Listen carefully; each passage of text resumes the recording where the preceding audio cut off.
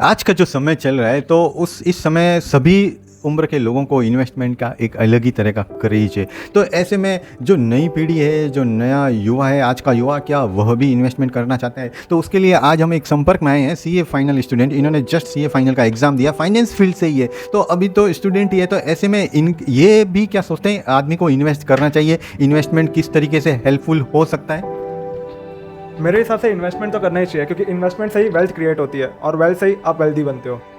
तो अगर मान लो कि हमें इन्वेस्टमेंट करना ही चाहिए, तो ऐसे में इन्वेस्टमेंट में तुम्हारी फर्स्ट सेक्टर, फर्स्ट कंपनी, पहली तरह की कंपनी क्या हो सकती है। मेरे हिसाब से एफएमसीजी से बढ़िया सेक्टर और कोई नहीं हो सकता अगर पैसा कमाना है तो, क्योंकि खाएगा कोई और पैसा मैं कमाऊंगा।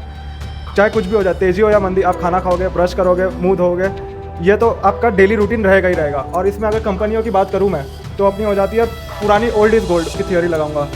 पुरानी थियोरी हो जाएगी, जैसे अपनी पुरानी कंपनी आईटीसी हो गई, डाबर हो गई, मैरिको हो गई, अभी नई में ले लूँ तो एवेन्यू सुपरमार्ट जो डीमार्ट की है वो हो गई। चॉइस अच्छी लगी कि एक नया युवा भी सोचता है कि पुरानी एस्टेब्लिश कंपनीज पे एक नए इन्वेस्टर को दाव खेलना बेटर होता है। एक नया ये सोचता है, एक नया पॉइंट हमको भी देखने को मिला। अच्छा, अगर सपोज करो कि एक और चॉइस तुमको चूज़ करने के लिए शिवम मैं दूँ, तो दूसरा सेक्टर, दूसरी किस तरह की कंपनी तुम्हारी मतलब प्रायोरिटीज़ हो सकती है।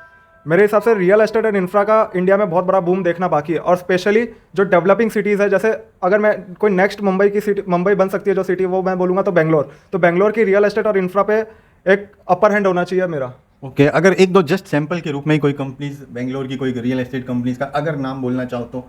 सर जैसे मैंने ऑब्जर्व किया था प्रेस्टीज लिमिटेड, शोभा लिमिटेड और पूर्वांकरा लिमिटेड, ये 3 बढ़िया है। ये बेंगलोर की कंपनीज है, एक युवा है, उनका चॉइस है, कोई बाई रिकमेंडेशन नहीं है। अच्छा चलो, मैं फिर एक और थर्ड चांस भी शिवम, अगर हम ऐसे ट्रायल मारें तो एक युवा का जोश किस तरह की थर्ड कैटेगरी की कंपनीज होएगी।